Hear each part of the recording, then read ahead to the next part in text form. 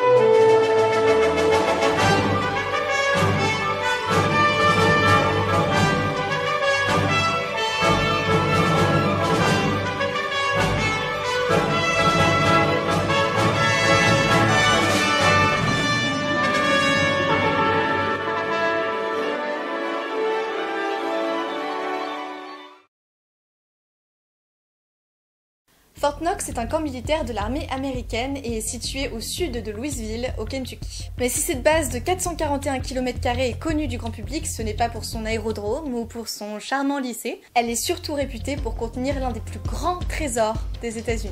La base abrite en effet la réserve d'or du pays, et ce depuis 1937. Si l'on avait décidé de créer cette réserve, c'était initialement pour stocker l'or amassé à la suite d'une des lois de Franklin Roosevelt en 1933. Cette loi interdisait la possession de pièces ou de lingots d'or pour les particuliers et les obligeait donc à revendre. Le fort a ainsi servi de véritable coffre géant abritant tous les trésors des États-Unis et quelques illustres reliques, comme par exemple la couronne de Saint-Étienne, une des 4 copies de la Magna Carta, 3 exemplaires originaux de la Bible de Gutenberg ou bien encore des discours du président Lincoln. Le coffre-fort était aussi réputé pour abriter pendant la Seconde Guerre mondiale un stock impressionnant de morphine et d'opium. Oh putain! À l'heure actuelle, Fort Knox conserverait un peu plus de 4000 tonnes de lingots d'or. Voilà. Les archives du Vatican ne sont pas à proprement parler secrètes, en dépit de leur nom. En théorie, vous pouvez demander à voir n'importe quel document s'y trouvant. Cela étant, quelques paramètres rendent aux archives leur caractère secret. Premièrement, pour avoir accès à un document, il faut soumettre une demande au Saint-Siège afin de légitimer la requête. Et entre nous, c'est rarement assez légitime. Les chances pour qu'on vous réponde « pas de souci » sont donc très minces, et la grande majorité des requêtes sont rejetées. Deuxièmement, si vous avez réussi par on ne sait quel miracle à voir votre demande validée par l'archiviste officiel, sachez que vous n'entrerez jamais dans les archives à proprement parler. C'est dans une salle d'études fermée qu'on vous apporte les documents, et dans un environnement strictement contrôlé. Troisièmement, il faut donc connaître au préalable le document que l'on souhaite consulter. Et donc, quand bien même il y aurait au Vatican des récits secrets remettant en cause les fondements de l'humanité, comme certaines théories conspirationnistes affirment, nous n'aurions aucun moyen d'accéder ou de voir les 10 ouvrages. Finalement, tous les documents ne sont pas consultables. Par exemple, tous les livres ne datant pas d'au moins 75 ans sont totalement exclus afin de protéger les informations diplomatiques. Mais bon, si jamais vous réussissez à vous introduire au sein des archives afin de prouver la théorie du complot, avec 84 km d'étagères, je pense que vous aurez beaucoup de lectures avant de tomber sur le document intéressant. On a tous déjà vu dans la plupart des films catastrophes américains une zone très limitée et secrète où seuls les plus hauts fonctionnaires du gouvernement et quelques puissants de ce monde iraient se réfugier dans l'espoir d'échapper à la catastrophe imminente. Dans les films, ça en énerve déjà plus d'un de savoir que quelques élus vont réussir à s'en tirer et ce, grâce à leur argent. Mais saviez-vous que cet endroit n'est pas que fiction et qu'il existe bien en prévision d'un éventuel désastre? Le Mont Meteo Emergency Operations Center est initialement imaginé dans les années 50. L'Amérique, alors en pleine guerre froide, décide de créer un centre spécialisé pour que le haut du panier des citoyens soit protégé en cas d'attaque. Même si aujourd'hui la menace ne pèse plus, le centre est toujours en activité et continue de fonctionner. Bien évidemment, cet endroit est strictement interdit au public. Et ça arrangerait bien le gouvernement américain si personne n'était au courant. Donc si jamais vous voulez tenter votre chance en cas d'invasion de zombies, sachez qu'il se situe en Virginie, à quelques heures seulement de route de Washington et de la Maison Blanche. Logique. Le Grand Sanctuaire d'Ise est en vérité un assemblement de plus de 100 sanctuaires et est considéré comme étant le plus sacré du Japon. Le temple principal est réputé pour peut-être contenir l'une des reliques les plus sacrées de la mythologie japonaise, à savoir le miroir de la déesse du soleil Amaterasu.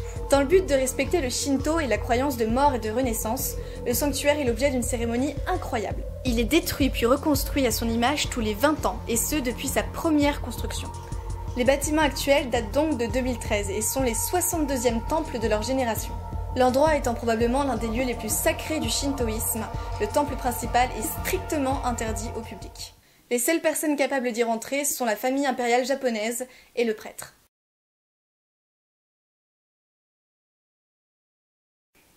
Pour ce dernier lieu, nous nous rendons en Californie, plus précisément au Disneyland de l'État. Parce que oui, derrière ces attractions amusantes et bon enfant, la multinationale se donne beaucoup de mal à garder un lieu secret. Le Club 33 est un club privé se situant au cœur de la section Nouvelle-Orléans du parc. Officiellement, le lieu est un élément caché du domaine et son entrée est située à côté d'un restaurant. Si le club existe depuis les années 1960, son entrée n'en demeure pas moins reconnaissable, avec sa plaque d'adresse fleurie et le numéro 33 gravé dessus. Mais alors pourquoi autant d'engouement autour d'un numéro? Eh bien parce que l'adhésion à ce club mystérieux coûte la bagatelle de 30 000 $. Forcément, la liste des candidats est très vite réduite et les activités du club n'en demeurent pas moins secrètes. Si quand bien même vous vous décidiez à dépenser cette petite fortune, sachez que la liste d'attente pour rentrer dans ce prestigieux club est de plus de 14 ans. Mais bon, l'entrée inclut dans le prix une place de parking sur le parc alors. Voilà, ce sera tout pour ces 5 lieux mystérieux, intrigants et inaccessibles. J'espère très sincèrement que cette revue du monde vous aura plu. Je ne sais pas si vous avez pu le remarquer, mais la qualité a quelque peu changé, j'ai investi dans du nouveau matériel. J'ai un micro. Je tenais également à m'excuser du retard que j'ai pris pour faire cette revue du monde, mais j'ai été pas mal en voyage et j'ai eu quelques petits soucis techniques avec l'achat du matériel, etc. Je voulais aussi vous remercier d'être de plus en plus nombreux à suivre les revues du monde. Ça me touche énormément qu'on soit aussi nombreux à s'intéresser à ce genre de sujet et je suis ravie que ça vous plaise. N'hésitez pas également à me laisser un petit commentaire pour me dire ce que vous en avez pensé. Et n'hésitez pas non plus à aller rejoindre ma page Facebook où je donne régulièrement des nouvelles et si vous voulez savoir un peu comment se porte l'évolution de l'émission. Voilà, ce sera tout pour moi. Au revoir et passez une très bonne fin de journée. Ou fin de soirée.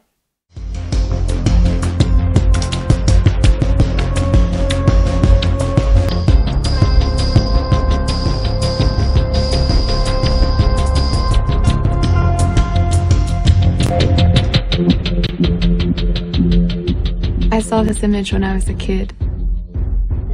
The photograph of Jupiter taken by NASA's Voyager. Beautiful, but nothing special until shown in rapid succession. Suddenly, Jupiter was alive, breathing.